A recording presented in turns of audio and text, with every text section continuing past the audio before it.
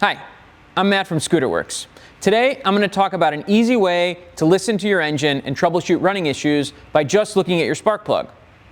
In both 2-stroke and 4-stroke engines, the spark plug does exactly what its name implies.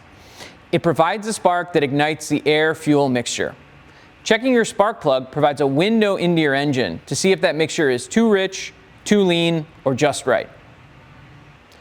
For the most accurate reading of engine performance, you should check your spark plugs immediately after running the engine under load. For demonstration purposes, we've removed this 2-stroke engine from its chassis, but on most bikes, you'll be able to find the plug by looking at it from the underside of the bike.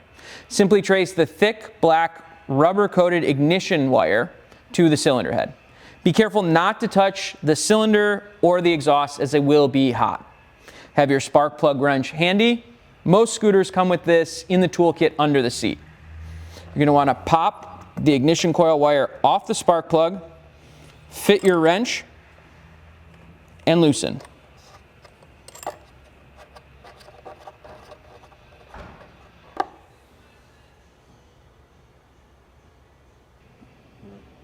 Once the plug is out, you want to look at the porcelain insulator near the tip.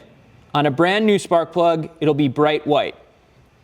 This plug has a light tan or cardboard brown color, indicating we're squarely in the Goldilocks zone. This is exactly the coloring that we want to see.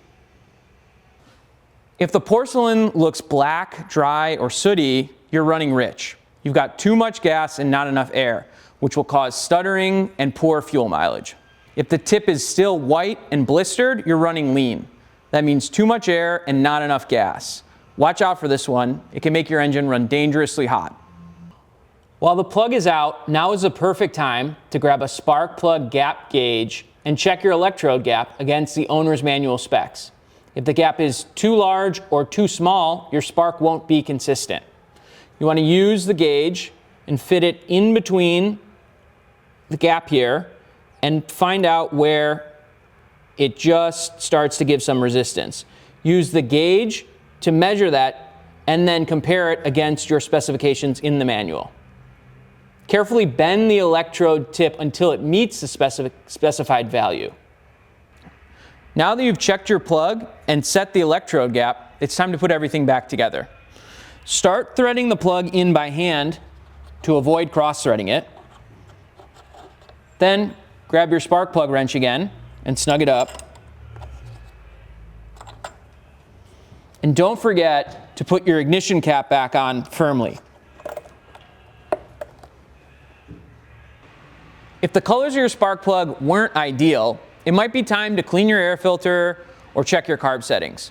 If your bike uses an electronic fuel injection system, these colors may indicate a faulty sensor or a failed electronic component.